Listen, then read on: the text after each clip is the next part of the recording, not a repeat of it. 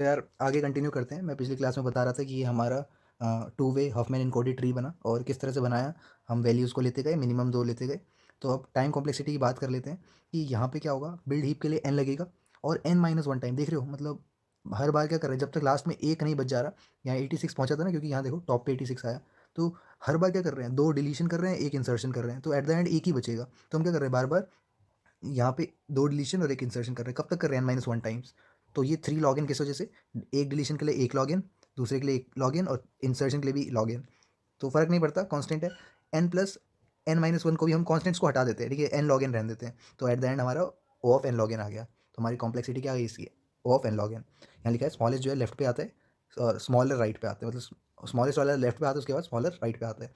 तो अब अगर कन्वेंशन नहीं दे रखी है तो हम क्या कर देंगे, 0 1 0 1 0 1 0 1 ऐसे कर देंगे, ठीक है। अब ये इसका क्या करेंगे, कोड बनाएंगे, जैसे हमने प्रीवियस वाले एग्जांपल में देखा था। देखो कैसे कोड है इसका। तो यहाँ पे हमने पहले क्या करा, हाफमैन कोड लिखा, m1 के लिए 0 1, m2 के लिए 0 0 0 एंड m3 के लिए 0 0 1। कैसे आए पता है ना तुम्हें, कैसे आता है। चलो एक कोई सा भी एक नंबर बोल दो, मैं उसको बता देता हूँ, अगर तुम्हें रिवाइज करना है या नीचे वाले क्वेश्चन में करें, ठीक है। होप तुम्हें आ गया होगा क्योंकि हमने प्रीवियस क्लास में डिस्कस करा ही था, ठीक है। बस क्या करना है, नीचे नीचे जाना है और देखते रहना है जीरो आ रहा है या 1 आ रहा है, ठीक है। अगला एग्जाम्पल भी है, उसमें बता दूंगा अगर क्लियर नहीं है तो। और सेकंड है एवरेज निकालना। अब एवरेज कैसे, जैसे 0 1 कितने हैं, 2 बिट्स हैं। तो यहाँ m1 के लिए 2 बिट से मल्टीप्लाई करेंगे, किसको, 20 को। 20 क्या था, m1 की वैल्यू थी, है ना। तो ऐसे इन सभी वैल्यूज़ को मल्टीप्लाई करेंगे, एट द एंड 86 जो था टोटल सम था, उससे डिवाइड कर देंगे। तो यहाँ पे 3 चीज़ें हैं, 4 चीज़ें एक्चुअली नोट करने के लिए, कि इफ़ यू वांट, मतलब ये इस पर्टिकुलर चीज़ के लिए, क्योंकि n log n आया टाइम कॉम्प्लेक्सिटी ना। अगर तुम्हें कोई केस मिलता है, if you want one minimum selection, sorry, एक मिनिमम अगर तुम्हें चाहिए, मतलब मेरे को सिर्फ एक मिनिमम चाहिए, तो हम क्या यूज़ करेंगे, सिलेक्शन सॉर्ट फर्स्ट पास। क्योंकि तुम्हें पता है सिलेक्शन सॉर्ट के फर्स्ट पास में क्या निकलता है, एक मिनिमम मिलता है ना। सिलेक्शन सॉर्ट पढ़ रखी है, हमें पहले मिनिमम देखते हैं फिर दूसरा मिनिमम, है ना, ऐसे करके सॉर्टिंग करते हैं। तो सेकंड है कि अगर तुम्हें एक मैक्सिमम चाहिए तो बबल सॉर्ट का फर्स्ट पास, है ना, बबल सॉर्ट भी पढ़ रखा है हमने हमेशा। वो क्या जाता है, लार्जेस्ट वाले को हमेशा राइट साइड में रख देता है, ये स्मॉलेस्ट वाले को लेफ्ट साइड में रख देता है। तो इनका फर्स्ट पास हमें एक मिनिमम और एक मैक्सिमम दिला देगा। मगर हमें ज़्यादा हर बार मिनिमम चाहिए, हर बार मैक्सिमम चाहिए, जैसे यहाँ पे इस पर्टिकुलर क्वेश्चन में हमें 2 बार, मतलब 2 2 करके हर बार मिनिमम चाहिए था। तो if you want many times minimum तो मिनी हीप, और many time maximum max heap.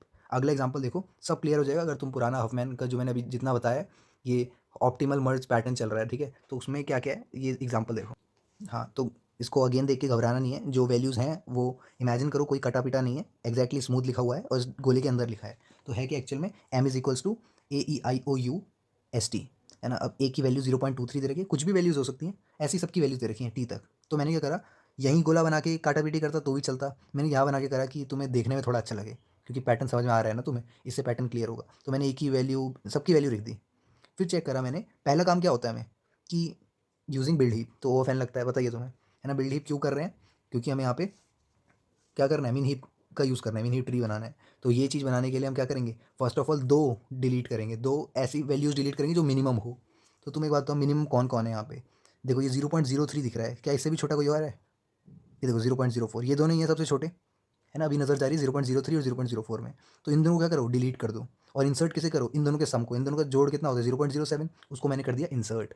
आ रहा है समझ में, ठीक है। अब ऐसे करेंगे हम। तो हमने यहाँ D1 D2 यानी डिलीट करना है। पहले 2 वैल्यूज़ को टी और यू ले लिया, टी की वैल्यू थी 0.03 और यू की थी 0.04। अब तुम्हें पता है MCQ टाइप क्वेश्चन होते हैं, ये तुम्हें इसलिए बता रहा हूँ कि तुम्हें समझ में आया दिमाग में क्या कैलकुलेशन करनी है, वरना पेन पेपर पर करना चाहते हो तो वट एवर यू लाइक, है ना। तो तीसरा काम क्या, इंसर्ट करना इन दोनों का सम। तो यहाँ इंसर्ट कर दिया, तो 3 लॉग इन हो गया।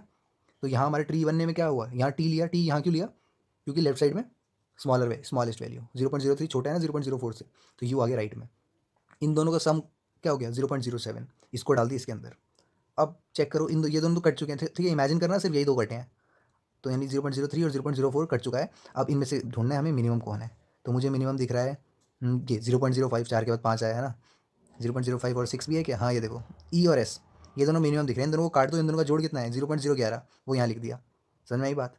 तो ई और एस में तो कोई रिलेशन नहीं है यू और टी से, तो इसलिए इनका अलग से बनेगा। तो ई मैंने रखा 0.05 को लेफ्ट साइड पे, राइट पे रखा 0.06 को, इन दोनों को ऐड कर दिया 0.011, ठीक है। तो यहाँ पे आ गया एग्जैक्टली ये चीज़। फिर हमने पता लगाया, अभी ये कटे नहीं है आपस में, ठीक है, कटेंगे बाद में। अब हमने देखना मिनिमम कौन से हैं। तो मिनिमम देखा तो यहाँ देखो ओ की भी 0.11 है, ये भी 0.11 है, कोई सा भी ले लो फ़र्क नहीं पड़ता, ठीक है। मतलब ऐसा हो सकता है कि ऑप्शंस वैरायटी के हो, और क्या पता ऑप्शन ऐसे वाला मिल जाए जिसमें ओ लिया हो, ठीक है। फिलहाल हम ओ लेके चलते हैं। 0.11 और 0.07 ये 2 मिनिमम है, क्योंकि आगे तो आई और ये तो बहुत बड़े-बड़े दिख रहे हैं मेरे को, है ना? तो इन दोनों को लिया, तो यहाँ ओ 0 पॉइंट ये लिखा है ना, 0.07 और 0.1, अच्छा नहीं लिया, ओ की वैल्यू नहीं ली, यही वैल्यू रख ली। ऐसे भी कर सकते हैं, मतलब ये दोनों वैल्यूज़ को काट के इन दोनों का एडिशन क्या होता है 0.18, तो यहाँ पे क्या हुआ, इन दोनों का 0.18 हो गया, ठीक है? ओ से भी लेके कर सकते थे, कोई गलत बात नहीं है उसमें। फिर अब बताओ कंपैरिजन किसका होगा, इस बार ओ को तो लेंगे साथ में 0.18 को लेंगे, क्योंकि मिनिमम यही दो है, और सम कितना हुआ 0.29, तो क्या करा, ओ को लिया और 0.11 जो है छोटा है तो लेफ्ट साइड में, और 0.18 तो है ही, ठीक है? वहाँ अगर ओ को लेके करते तो यहाँ ओ पहले आ जाता, फिर बाद में ऐड होता है, ठीक है? और 0.29 अब गेम में 0.29 भी है, और मिनिमम कौन सा दिख रहा है इन दोनों में से, मिनिमम कौन है 32 या 23, तो ए को ले लेंगे और 0.29 को ले लेंगे, देखो इन दोनों को ले लिया, इनका समीशन होता है 0.52। अगेन अब क्या करेंगे 0.52 और आई को ले लेंगे, इन दोनों का समीशन होता है 0.84, एट द एंड हमारा कुछ ऐसा बन जाएगा। फिर क्या करना है अकॉर्डिंग टू क्वेश्चन, ठीक है? क्योंकि देखो नीचे मैंने क्या करा है लिखा है इफ़ क्वेश्चन डिमांड्स, ठीक है? मान लो अभी तो मैंने बताया कि इसको 0 लिया, इसको 1 0 1 0 1 ऐसे करके लेंगे, ठीक है? और मैं तुम्हें बता दूं कि वैल्यूज़ अगर पता करनी हो, जैसे मैंने ऊपर वाले क्वेश्चन में बताया था, क्योंकि वो अगले पेज में था तो देख नहीं पाया था, फॉर एग्जांपल मेरे को जानना है कि यू की क्या वैल्यू होगी, है ना? तो हफमैन कोड अगर यू का देखेंगे, ओ तो इसकी वैल्यू क्या होगी, तो हम क्या करेंगे 1 1 1 0 1, समझ में क्या करा मैंने, मैं नंबर्स से जा रहा हूँ, ऐसा नहीं कि अल्फ़ाबेट से गुजर रहे हैं, नहीं, 1 1 1 0 1। मगर क्वेश्चन की डिमांड मान लो, ट्विस्ट करता हूँ तुम्हारे लिए, क्वेश्चन की डिमांड थी कि लेफ्ट को 1 मान के चलना है, राइट को 0, तब क्या करोगे, तब एग्जैक्टली यही है 1 1 1 0 1, मगर नीचे देखो किसके लिए देख रहे हैं, यू के लिए, पैटर्न याद रखना, दोबारा बोलता हूँ मैं 1 1 1 0 1, क्वेश्चन की डिमांड उल्टी थी, तो हमने यू को क्या कर दिया 0 0 0 1 0, मतलब जो पहले कुछ और आ रहा था उस मतलब पहले जो आ रहा था उसमें 0 की जगह 1 कर दिया, 1 की जगह 0 कर दिया, एज सिंपल एज इट। तो हमारे पास पहला जो काम था हमारा हफमैन कोड निकालना, सबका निकाल दिया, ओके? और ये हमें पता है लॉगिन आया, थोड़ा इसको साइड कर देते हैं, क्लियर बात? हफमैन कोड निकालना समझ लिया ना, यहाँ पे हम क्या कर रहे हैं लेफ्ट 1 राइट 0 लेके कर रहे हैं, बताया ये क्वेश्चन की डिमांड हो सकती है कुछ भी। अच्छा कन्फ्यूज़न दूर करना चाहता हूँ, मैंने बीच में कहीं ऑप्टिमल मर्ज पैटर्न बोल दिया था, ऐसा नहीं है, ठीक है? अभी बताएंगे ऑप्टिमल मर्ज पैटर्न वाला। सो यहाँ पे एक चीज़ नोटिस करने की ये है कि here C I only has one, ठीक है? आई जो है वो 1 है इसमें, क्योंकि इनिशियली जो ग्राफ बना था, जो ट्री बना था, उसमें आई के लिए 1 कोड बना, हफमैन कोड बना था, ठीक है? तो ये पर्टिकुलर चीज़ कहना चाहती है कि नो अदर स्टार्ट विद 1, तो आगे देखो कोई 1 से शुरू नहीं होता है, also line no 1 is 0 1 like A, है ना? ए की तरह 0 1 भी कोई नहीं है, देखो 0 0 1 है तो 0 1 भी कोई नहीं है, इसका मतलब क्या समझ में आता है कि एक प्रॉपर्टी बन जाती है कि no character in Huffman code is prefix of someone else Huffman code, कोई कैरेक्टर जो है प्रीफिक्स नहीं हो सकता है, और प्रीफिक्स क्या होते हैं, जैसे ए बी सी में प्रीफिक्स ए हो सकता है, ए बी हो सकता है, ए बी सी हो सकता है, तो कोई कैरेक्टर हफमैन कोड का किसी और के हफमैन कोड का प्रीफिक्स नहीं हो सकता, so it is also called as optimal prefix notation, इसलिए हम हफमैन कोड को ऑप्टिमल प्रीफिक्स नोटेशन भी बोलते हैं। सो इसी के बेसिस पे आगे देखते हैं, मान लो कि अगर लेफ्ट साइड को 1 से डिनोट करा, राइट को 0 से, और हमने वही चीज़ को दोबारा बना दिया, इसी एग्जांपल नंबर 3 को, अगर क्वेश्चन में इनकोडेड मैसेज ऐसे दे रखा है, तो हमें डिकोडेड मैसेज कैसे मिलेगा 0 0 1 0, ठीक है? क्योंकि यहाँ क्या है 0 0 1 0 0 0 1 0, सॉरी 0 0 0 1 0, यानी यू पे आ गए, देख रहे हो कैसे आए, देखो अगले 1 से शुरू होता है तो आई है, क्योंकि यहाँ पे आई पे ही 1 आ रहा है, इस हिसाब से कोडिंग चलेगी, तो जो भी कोड है वो उस बेसिस पे लिखा जाएगा, और रिपीटिशन भी हो सकती है 0 0 0 1 1, तो 0 0 0 1 1, तो टी आ गया, ऐसे करके देखो आई यहाँ पे कितनी बार है, 3 बार है, यहाँ भी आई है, 0 0 1 जो है वो ओ को डिनोट करता है, तो ऐसे डिकोडेड मैसेज होता है, और क्वेश्चन में डिकोडेड दे रखा होगा, इनकोडेड बताना है क्या होगा वो भी चलेगा। फिर आते हैं ऑप्टिमल मर्ज पैटर्न पे, इसमें क्या होता है, पहली बात तो वो जो लेफ्ट और राइट का चक्कर होता है वो होता ही नहीं है इसमें, मतलब तुम जरूर, जैसे यहाँ पे 170 दिख रहा है, यहाँ 100 150 दिख रहा है, यहाँ 170 दिख रहा है, तो कभी राइट साइड बड़ी है, कभी लेफ्ट साइड बड़ी है, तो इसमें लेफ्ट और राइट का चक्कर ही नहीं होता, जैसे हफमैन कोडिंग में हुआ करता था, ठीक है? बस यहाँ पे एक ही चीज़ का ध्यान रखना है, वो क्या है वो बताता हूँ। n=3 है, मान लो 3 फाइलें हैं तुम्हारे पास, और फाइलों से क्या आप समझते हैं कि कलेक्शन ऑफ रिकॉर्ड्स को फाइल बोलते हैं, और x=100 रिकॉर्ड्स हैं, y 150 रिकॉर्ड है, z 70 रिकॉर्ड है, तो रिकॉर्ड मूवमेंट कैसे होगी, मान लो रिकॉर्ड्स को मूव करना है, ठीक है? तो टू वे मर्ज पैटर्न लगेगा, जैसे वहाँ पे टू वे हफमैन ट्री बन रहा था, है ना? तो अगर हम x और y को लें तो 100 150 को ऐड करें तो 250 होता है, z के साथ ऐड करेंगे तो 320 होता है, तो यहाँ 320 तो सबके साथ ही होगा, मगर पिछला वाला भी मैटर करता है, तो यहाँ पे जब इनका सम होगा तो 570 होगा। यहाँ बात करें तो यहाँ लेस बनाना है, ठीक है, मतलब लेस रिकॉर्ड मूव कर रहे हैं, ऑप्टिमल मर्ज पैटर्न। मतलब अगर तुम रिकॉर्ड्स को मूव करना पड़ रहा है तुम्हें तो दिक्कत का काम है ना। जो रिकॉर्ड्स पहले थे वैसे ही रहेंगे तो अच्छी बात है। यहाँ पे अगर एक्स और जेड का कॉम्बिनेशन लेते हैं, एक्स वाई एक्स जेड फिर वाई जेड, तीनों कॉम्बिनेशन ट्राई करें और हर बार देखा कि इन दोनों के कॉम्बिनेशन से 171 और 320 आया, इन दोनों का सम करा तो हमारा 490 आया। सिमिलरली यहाँ पे 540 आया। तो इनमें से मिनिमम कौन सा है? ये। तो लेस रिकॉर्ड मूव हुआ है यहाँ पे। तो देयरफॉर मिनिमम, अगर मिनिमम है तो मर्ज कर दिया जाए। Therefore min heap same as Huffman coding. तो यहाँ भी क्या लगेगा, क्योंकि हम क्या कर रहे हैं, 2 एट अ टाइम ले रहे हैं ना। हमें एक्चुअली में कर क्या रहे हैं, अगर हम नीचे मिनिमम लेते हैं, देखो 150 सबसे ज़्यादा था इसलिए उसको बाद में ऐड करा। तो टेकिंग 2 मिनिमम्स तो मर्ज करने के लिए, तो इसलिए मिन हीप होगा। हॉफमैन कोडिंग की तरह ही है, बस यहाँ पे हमें लेस बनाना है, लेस रिकॉर्ड्स को मूव करना है और यहाँ लेफ्ट और राइट का कोई चक्कर नहीं होता। ठीक है, एग्जाम्पल देखते हैं अब इसका। जैसे ये है, यहाँ पे A B C D E F G सबकी वैल्यूज़ दे रखी थी, सेम चलेगा। बिल्ड हीप हुआ ओ ऑफ एन में और डिलीट 2 चीज़ें हुई, तो मिनिमम ढूंढना था इसमें। तो ई जो था वो 3 था और डी था हमारा 8। 3 और 8 मिनिमम दिख रहे थे, तो उन दोनों को पहले डिलीट कर दिया, इंसर्ट करा 11, क्योंकि 8 और 3 11 होता है। ठीक है, तो ये चीज़ हो गई हमारी वैल्यू। अब 3 लॉग एन यहाँ पे आ गया, ओ ऑफ एन यहाँ था। सिमिलरली यहाँ पे इसकी वजह से सेम चीज़ है, ओ ऑफ एन लॉग एन में हो जाएगा। ठीक है, और जैसे हम 2 डिलीट करें तो यहाँ पे ई और डी आ गया, इन दोनों का सम 11 हुआ।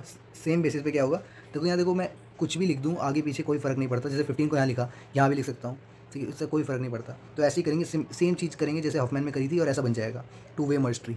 ठीक है, और वो इज़ लेफ्ट वो is right, don't bother, just we need 2 minimum. 2 minimum चाहिए, मैटर नहीं करता कि कौन लेफ्ट है कौन राइट है। ठीक है, तो मिनिमम नंबर ऑफ रिकॉर्ड क्या हो जाएंगे, जो भी वैल्यूज़ आएंगे सारी वैल्यूज़ को ऐड करना है, सम of all internal nodes.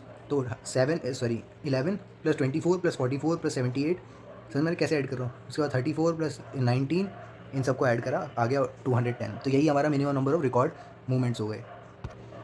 So greedy technique में 2 और चीज़ें रह रही थी, जो क्या है, सिंगल सोर्स शॉर्टेस्ट पाथ और मिनिमम कॉस्ट स्पैनिंग ट्री। इन दोनों के लिए क्या है कि input is going to be graph. तो इनका इनपुट, जैसे मैंने बताया था कि ग्रीडी टेक्निक में क्या होता है, बहुत सारे इनपुट होता है और उसमें से हमें ऑप्टिमल इनपुट निकालना होता है। तो यहाँ पे इस बार इनपुट जो होगा वो ग्राफ होगा, तो ग्राफ के बेसिक्स आने चाहिए, है ना। तो सिंगल सोर्स शॉर्टेस्ट पाथ और मिनिमम कॉस्ट स्पैनिंग ट्री से पहले हम एक बार ग्राफ का थोड़ा बहुत देख लेते हैं, जो इन पर्टिकुलर दोनों के लिए ज़रूरी है। और वैसे तुमने ग्राफ पढ़ रखा होगा, अगर नहीं पढ़ा है तो देख लो। G V comma E, V मतलब set of vertices, E is set of edges. ठीक है, आप यहाँ पे 2 तरह के ग्राफ हैं, सिंपल ग्राफ और मल्टी ग्राफ। उससे पहले ये देख लो एग्जांपल कि वर्टेक्स क्या होते हैं, एज क्या होते हैं। Vertex A B C D हो गए, एज हो गए E1 E2 E3 E4। ठीक है, ये सारे एज हो गए।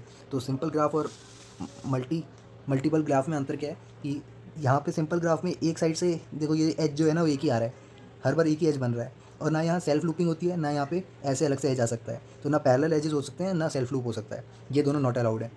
यहाँ पे दोनों चीज़ें चलेंगी, सेल्फ लूप भी चल सकता है, देखो सेल्फ लूप हुआ, और पैरेलल एजेस भी हो सकते हैं। और यहाँ डिग्री कैसे मेजर होती है, जैसे पर्टिकुलरली हम डिग्री ऑफ डी देखें तो यहाँ पे कितने अटैच हो रहे हैं, 1 2 3, तो यहाँ डिग्री 3 हो गई। मगर यहाँ डिग्री का अलग सिस्टम है, डी के देखो 1 2 3 तो यहाँ 4 5, वो मैटर नहीं करता, उसको समझ में नहीं आता कि कहाँ से क्या आ रहा है, बस नंबर ऑफ कितने ये आ रहे हैं ना, कितनी लाइन अटैच हो रही है। बी की डिग्री 1 2 हो जाएगी, यहाँ पे बी की डिग्री 1 2 है, मगर यहाँ पे 1 2 तो यहाँ से हो जाएगी, 3 यहाँ से, तो 1 2 3 बी की डिग्री हो जाएगी। तो जितनी भी एजेस अटैच हो रही हैं उतनी डिग्री होती है। ठीक है, सेल्फ लूप अलाउड होता है, पैरेलल एजेस अलाउड होते हैं। नोट पॉइंट देख लेते हैं नीचे। नोट पॉइंट क्या है कि अगर हमारे पास n वर्टेक्स है, सिंपल ग्राफ बनाने के लिए क्या होगा, n-1 maximum number of possible vertices क्या होंगे, n-1। जो c जो है वो a b c तीनों से अटैच्ड है। ठीक है, अभी मैं c की बात करूँ सिर्फ, तो मैक्सिमम नंबर ऑफ कितनी डिग्री हो सकती है, 3। चौथी तो हो नहीं सकती, सेल्फ लूप हो नहीं सकता है ना, क्योंकि वो सिंपल में अलाउड नहीं है, सिंपल की बात हो रही है। और मिनिमम कितने हो सकते हैं, 0, दूरी कर दिया तो यहाँ पे 0 रहेगा, है ना, 0 हो सकते हैं मिनिमम। मगर जब मल्टी ग्राफ की बात करें तो मैक्सिमम डिग्री जो है वो इन्फाइनाइट हो सकती है। तुम सेल्फ लूप लगाओ, तुम पैरेलल लगाओ, कितने पैरेलल लगा लो, एक ही पे बहुत सारे इन्फाइनाइट पैरेलल लगा लो, है ना, और मिनिमम तो 0 होता ही है। तो ये था हमारा नोट पॉइंट। तो जैसे कि तुम्हें मालूम है कि मल्टी ग्राफ में इन्फाइनाइट मैक्सिमम डिग्री पॉसिबल है, तो इसके बारे में तो हम स्टडी कर ही नहीं सकते हैं, हम स्टडी करेंगे सिंपल ग्राफ के बारे में। और सिंपल ग्राफ में एक ग्राफ होता है नल ग्राफ। नल ग्राफ क्या होता है, in a given simple graph if no number of edges are 0, अगर कोई एज नहीं है, जैसे ये है, सिर्फ वर्टिसेस दिख रहे हैं मगर अटैच नहीं है, तो 4 वर्टिसेस है नल ग्राफ। तो ये नल ग्राफ किसका बना है, 4 वर्टिसेस का बना है। या हम इसको ऐसे भी बोल सकते हैं कि हर एवरी वर्टेक्स का डिग्री जो है वो 0 है, तो तभी हम क्या कहलाएंगे उसको, नल ग्राफ। ऐसे सिंपल ग्राफ को क्या बोलते हैं, नल ग्राफ। सेकेंड है नल ग्राफ की बात आते हैं कंप्लीट ग्राफ, जिसमें मैक्सिमम डिग्री होता है एवरीवन, सबके साथ। तो अगर हम 3 वर्टिस का कंप्लीट ग्राफ देखें तो यहाँ पे 3 वर्टिसेस का K3 बोलेंगे उसको। ठीक है, के बस ऐसे ही बता दिया है कि कंप्लीट के लिए के यूज़ कर लिया है और कुछ नहीं है। K4 होगा जिसमें 4 वर्टिसेस का हमारा कंप्लीट ग्राफ बना है कि मैक्सिमम डिग्री जो है वो सारे आपस में लिंक्ड है मैक्सिमम पॉसिबल वेज में। 5 का कुछ इस तरह से बनेगा। और एजेस निकालने तो कितने एज हो गई, जैसे 1 2 3 एज है, यहाँ 1 2 3 4 5 6 एज हैं। कैसे निकलता है ये? तो हम क्या करेंगे, अगर इसके एज काउंट करना है तो 5 1 2 3 4 5 5 यहाँ पे वर्टिसेस हैं और 5 माइनस 1 दैट इज़ 4, 5 में से 1 गया 4 और इसको 2 से डिवाइड कर दे तो 10। तो आउटर जो है 5 है और इनर 5 है, यानी आउटर 1 2 3 4 5 गिना और ये जो स्टार बन रही है 5 है, तो 5 5 10 हो गया ना। और ये 10 आने का तरीका यही है। तो इस नंबर ऑफ एजेस निकालने का क्या तरीका होता है? n n - 1/2। ठीक है, कंप्लीट ग्राफ में अगर नंबर ऑफ एजेस निकाल रहे हैं, यानी maximum edges possible in n vertex simple graph जो है वो n n - 1/2 है। ठीक है, हम इसको दूसरे तरीके से ऐसे बोल सकते हैं। तो क्वेश्चन आता है how many simple graphs possible with n vertices? बताओ, फिर बताता हूँ। तो हमारे पास n वर्टिसेस हैं, कितने ग्राफ बन सकते हैं? फॉर एग्जांपल 2 वर्टिसेस हैं, तो या तो दोनों को अटैच ना करो या अटैच कर लो, है ना। 3 वर्टिसेस हैं तो maximum edges possible in n vertices simple graph क्या होता है? 3 वर्टिस के लिए 3 × 2/2 दैट इज़ 3 एज। और या तो पहले दो, मतलब दो ही चीज़ें हैं ऑप्शंस, या तो कनेक्ट हो या ना हो, या कनेक्ट हो या ना हो, या कनेक्ट हो या ना हो। तो यानी 8 ऑप्शंस हैं। कैसे? 3 एजेस हैं, अगर तीनों एक दूसरे से कनेक्ट नहीं है तो ऐसा बनेगा। तीनों में से कोई एक कनेक्ट है तो ऐसा बनेगा, ये 3 केस हो जाएंगे। फिर तीनों में से 2 कनेक्ट हैं तो ऐसा केस बनेगा, और तीनों कनेक्ट है तो एक आखिरी केस ऐसा बनेगा। टोटल जो हो गए 8 केसेस हो गए। ठीक है, तो ये 8 आंसर है। सिमिलरली 2 के साथ भी ऐसा है। ठीक है, 2 × 1/2 तो 1 एज। अब 1 का क्या होगा? या तो 0 या 5, है ना। 2 की पावर 1 2 हो गया। तो 4 के साथ क्या होगा? 4 × 3/2 तो 6 मैक्सिमम एज होंगे। एवरी एज 2 चॉइसेस हैं तो 2 की पावर 6। तो इससे हमें समझ में क्या आता है कि 2 की पावर n अगर वर्टिसेस हैं और मैक्सिमम एजेस होंगे n n - 1/2, तो हमारे मैक्सिमम सिंपल ग्राफ पॉसिबल है n 2 की पावर n n - 1/2। n - 1 क्या है? मैक्सिमम डिग्री है, बताया था। मैक्सिमम डिग्री क्या होती है सिंपल ग्राफ की? n - 1। n × n - 1 क्या होता है? सम ऑफ डिग्रीज, और उसको 2 से डिवाइड कर देंगे तो मैक्सिमम एज आ जाएगा, है ना। तो मैक्सिमम सिंपल ग्राफ पॉसिबल इतने हो सकते हैं। अच्छा, थोड़ा हम कॉम्प्लेक्सिटी देख लेते हैं इसमें कि थोड़ा और नीचे जाते हैं। हाँ देखो, कह रहे हैं कि अगर हमारे पास ग्राफ दे रखा है G V comma E B, या सिंपल ग्राफ यहाँ पे नंबर ऑफ एजेस वर्टिसेस दे रखे हैं, तो ई जो होगा हमेशा smaller than equal to V V - 1/2 होगा, क्योंकि ये मैक्सिमम है ना। यानी इसको अगर हम वी स्क्वायर कह लें, कॉन्स्टेंट्स को रिमूव कर दें तो वी स्क्वायर से कम होगा, तो ये हम कह सकते हैं ना, is equal to big of V square. तो upper bound of V square है, एजेस जो होंगे वो वी स्क्वायर अपर बाउंड है एजेस का। या लॉग ले लेंगे अगर बोथ साइड को, तो 2 तो क्या है? कॉन्स्टेंट है, तो log E is equals to big of log V हो गया। ठीक है, ये पॉइंट भी नोट करने लायक है। अब ग्राफ की रिप्रेजेंटेशन देख लेते हैं, तो ग्राफ को कैसे रिप्रेजेंट करा जाए, तो तभी तो हम इनपुट दे पाएंगे रिप्रेजेंटेशन कैसे होती है। तो या तो एडजेसेंसी मैट्रिक्स रिप्रेजेंटेशन होती है, या एडजेसेंसी लिस्ट रिप्रेजेंटेशन होती है। मान लो तुम्हारा ग्राफ इस तरह का है, तो मैट्रिक्स में कैसे दिखाएंगे? 4 इधर और 4 इधर, रो और कॉलम। तो यहाँ देखेंगे 1, क्या 1 का सेल्फ लूप है? सेल्फ लूप तो नहीं होता है, तो जनरली डायगनल जो होते हैं वो 0 है, क्योंकि 2 और 2 का सेल्फ लूप तो नहीं होगा 0 0। मगर 2 और 1 का, ये ए और बी का है ना। तो 1 और 2 में 1 और 2, तो यहाँ पे 1 आ गया। ठीक है, या तो 1 आएगा या 0 आएगा। तो अगर एज प्रेजेंट होगा तो 1 करेंगे, 1 और 3 का भी है, 1 और 4 का भी है, ये एज दिख रहे हैं ना। अगर हम इनमें से देखें 2 का, तो 2 जो है वो सिर्फ 1 से ए से कनेक्टेड, बी जो है वो ए से कनेक्टेड है, इसलिए सिर्फ 1 है, बाकी सबके साथ 0 है। ऐसे ही करके बन जाएगा। और जैसे n क्रॉस n की मैट्रिक्स होती है ना, तो वी स्क्वायर स्पेस हो गया इसका, स्पेस की बात करेंगे जब हम। तो similarly on the basis of list की बात करें, तो एडजेसेंसी लिस्ट जो होगी वो 1 2 3 4 होगा। और मान लो एड्रेस जैसे स्टोर होता है ना, लिंक लिस्ट में क्या होता है? ऐसे ही तो होता है कि इस पर्टिकुलर पे मान लो 1000 है, तो 1000 इसका एड्रेस है, तो ये 2 आ गया यहाँ। हमें पता है ना, ए जो है वो 2 से भी कनेक्ट है, 3 से भी कनेक्ट है, 4 से भी कनेक्ट है। तो यहाँ पे ऐसे करके दिखाते हैं। और यहाँ पे इसका स्टोर है, इसका स्टोर है, लास्ट में नल, तो यहाँ पे 3 वर्टिसेस। ठीक है, सिमिलरली अगर सेकंड का देखें तो सेकंड सिर्फ एक से कनेक्टेड है, 1 और यहाँ पे नल। तो ये 3000 अगर एड्रेस में बच जाओ, बस तरीका समझ में आया तुम्हें कि ये वी वर्टिसेस हैं और ये जो है एजेस हैं, तो v + 2e हो गया, है ना, एज के बेसिस पे देखा जाए तो। ठीक है, तो वो ओ ऑफ v + e हो गया। ठीक है, ऐसे यहाँ पे मान लो अगर सिर्फ एक ही कनेक्ट है, तो यहाँ सब कुछ 0 0 है, मगर जो कनेक्ट है वही वो 1 है, क्योंकि देखो 1 और 4 कनेक्टेड है, और 4 और 1 कनेक्टेड, तो 1। तो यहाँ कुछ ड्रॉबैक भी दिख रहा है कि इतना बड़ा क्यों लिखना पड़ा जब 2 ही कनेक्टेड थे। तो यहाँ देखो ये छोटा पड़ रहा है ना, कि मोस्टली नल है, मगर 1 जो है वो 1000 एड्रेस पे, यानी 4 से कनेक्टेड है, और 4 नल है लास्ट में, तो ये लिंक लिस्ट ऐसे चल रहा है। तो एक चीज़ तो हमें समझ में आती है कि ज़्यादा कनेक्शंस होंगे तो फिर हम मैट्रिक्स को प्रेफर करेंगे, जैसे यहाँ कम कनेक्शन है तो ये प्रेफर करेंगे लिस्ट को। तो how much space it will take to represent graph, तो मैट्रिक्स में क्या होगा?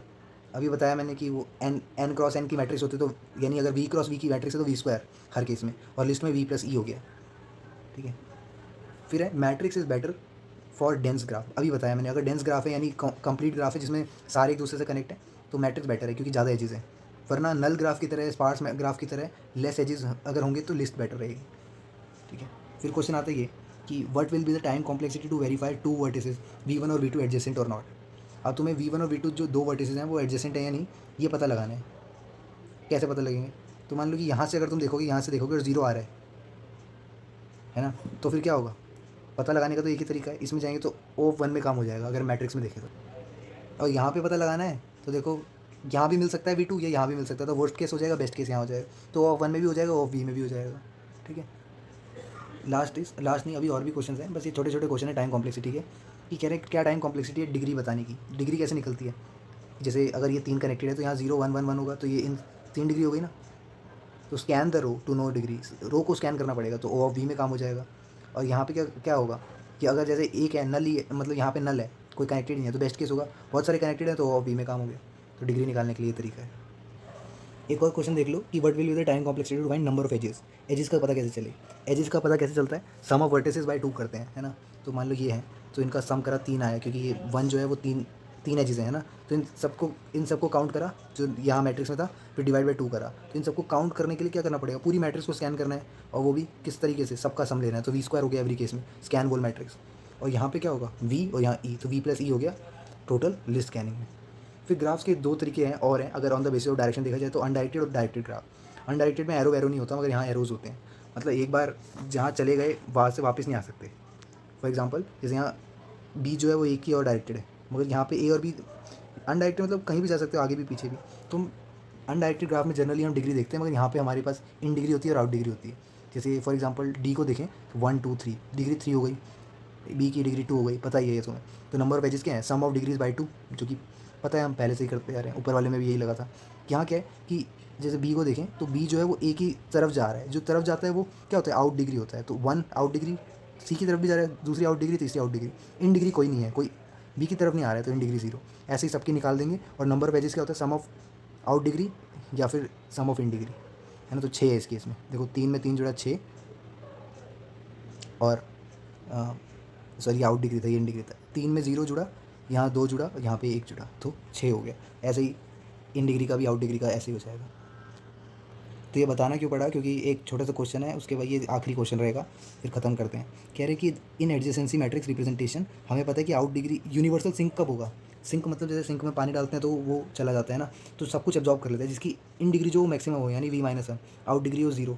कहीं से सिंक, मतलब सिंक के पास सब आते हैं, मगर सिंक किसी के पास नहीं जाता, है ना। हमें भी ऐसे बनना चाहिए कि हमारे पास आए लोग पूछने, मगर हम नहीं जाएँ, हमें बहुत छोटा काम पड़े अगर किसी से पड़ता है। मगर यहाँ यूनिवर्सल सिंक है, यानी इसको कोई मतलब आउट डिग्री है ही नहीं इसकी। तो हाउ मच टाइम चाहिए होगा यूनिवर्सल सिंक को पता लगाने के लिए?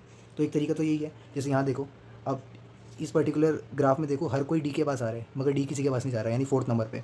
तो ये मैट्रिक्स बना के देखा तो ये जो 0 आ रही है सारी लिस्ट में ना, पूरी रो 0 है। और अगर हम कॉलम देखें तो यहीं 0 है, बाकी सब 1 है, यानी V-1। इन डिग्री है ना V-1, यानी 3, और आउट डिग्री 0। तो ऐसे केस को पता लगाने का पहला तरीका तो ऑब्वियस है, स्कैन करेंगे तो V² आएगा, है ना। 4 जो है वो यूनिवर्सल सिंक है, ये समझ में आता है। दूसरा तरीका क्या है हमारा, जो कि इससे काफ़ी बेटर है, वो है ये कि एल्गो 2 लगाएंगे। ऐसी एल्गो है कि हमें पता है कि अगर इसको यहाँ पे देखो, 1 और 1 को तो छोड़ो, 1 और 2 को देखो, 1 से 2 की ओर जा रहे हैं। अच्छा, ये बनाना आना चाहिए, तो मैं बताना भूल गया कि बनाते कैसे हैं। तो एक बार देख लो अगर नहीं समझ में आया तो। जैसे ए है, अब तुम ए से बी की तरफ जा तो नहीं रहे हो, तो यहाँ 0 आएगा। ए की तरफ तो जाएगा नहीं, ये तो पता है, ये डायगोनल 0 आता है सिंपल में, है ना। ए से बी की तरफ नहीं जा रहे हो 0, ए से सी की तरफ जा रहे हो, हाँ, तो यहाँ 1 आ गया। ए से डी की तरफ जा रहे हो, हाँ 1 आ गया। ऐसे करके बनाना है पूरा ही। तो तुम्हें पता है ए 1 से 2 की तरफ क्या जा पा रहे हो? तो नहीं जा पा रहे हो, है ना। तो इसका आंसर 0 आ रहा है। इसका मतलब एक चीज़ कन्फर्म है, 2 जो है वो नहीं है सिंक। सिंक क्या होता है? हर किसी को उसकी ज़रूरत पड़ती है। यहाँ पे 1 को 2 की ज़रूरत पड़ी, मगर 2 नहीं था, क्योंकि 0 आ रहा है ना, तो 2 can not be universal sink, क्योंकि 1 2 की ओर जा रहा है तो 0 रिजल्ट आ रहा है। अगर 1 आता तो मान भी लेते। अब जैसे 1 3 की तरफ गया और 1 आ गया, तो एक चीज़ तो कन्फर्म होगी, 1 को ज़रूरत पड़ रही है, तो 1 तो सिंक हो नहीं सकता, क्या पता 3 हो जाए, है ना। मगर आगे चेक करा देखो, क्योंकि यहाँ 1 आ रहा है। अब 1 और 4 का चेक करा, या हम 3 और 4 का देखते हैं। 3 और 4 में क्या आ रहा है? 1 आ रहा है, यानी 3 भी नहीं हो सकता, तो बचा 4। अब 4 बचा, तो ज़रूरी नहीं है 4 हो, 4 में भी हो सकता है। तो इसलिए हम क्या करेंगे? V-1 कंपैरिजन करेंगे। V-1 पीपल आउट हो चुके हैं। जब हमने इतने ये 3 कंपैरिजन करे, V-1 कंपैरिजन करके V-1 लोग बाहर हो गए, यानी 3 कंपैरिजन से 3 लोग बाहर, बचा एक को चेक करना है, तो एक नीचे चेक हो गए, ऊपर V+V चेक होंगे। 3V यानी बिग ऑफ V में एवरी केस हो जाएगा, और ऊपर में तो V² हो रहा था, तो ये बेटर एल्गो है ना। तो यही था हमारा ग्राफ्स का। चलो फिर।